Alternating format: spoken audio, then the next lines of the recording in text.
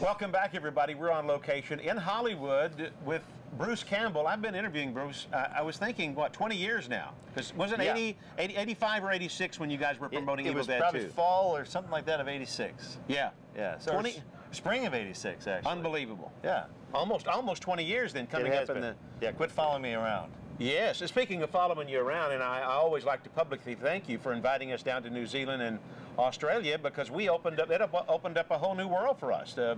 I like the land down under, you know? It's a nice place, but you know what? Over the years, I've gotten tired of commuting to other hemispheres. So I'm trying to take steps in the independent movie world to actually make movies in a place called, what is it? Oh yeah, America. The US of A. Yeah. So I've got a couple nefarious plans to try and make a movie in Medford, Oregon, which is my hometown. Because, you know, it's obvious why you go to New Zealand, because everything's half off. It's a cheap place to work. And you would go to Bulgaria, for example, where we filmed Man with the Screaming Brain, because the average worker makes $110 a month in Bulgaria. So it's hard to imagine. I'm not interrupting, I'm going to interject, but I'm going to make a point. Yeah. You said $110 a month. A month. Okay. So it's hard for the American worker to match that. And so that's why productions are going to different countries, understandably.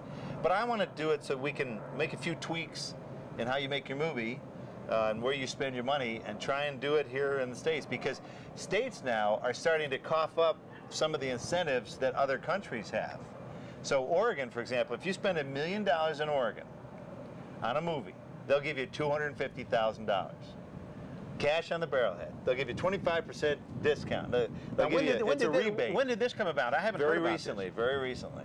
But now, were you involved in making that happen? Yes, I called the governor and said, I'm moving out of your state unless you get some things going here. Seriously, were you involved? No, I was not involved at all. Yeah. Fortunately, though, but they're paying attention. I think states realize that, you know, when you make a movie in a small town, the economic factor supposedly is ×6. If you spend $1 in Medford, Oregon, it'll generate 6.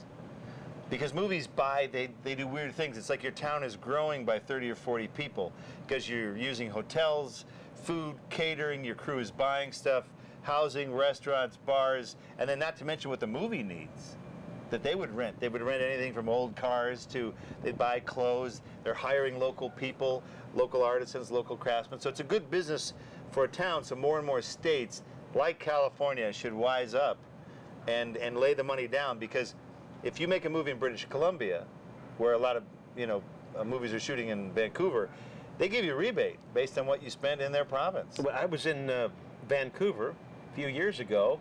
It was like in every neighborhood there was a film shoot going on. Yeah. Unbelievable. When I was there last, I asked the guy who was driving me around, I said, how many movies and TV shows are here from the States? He said 30.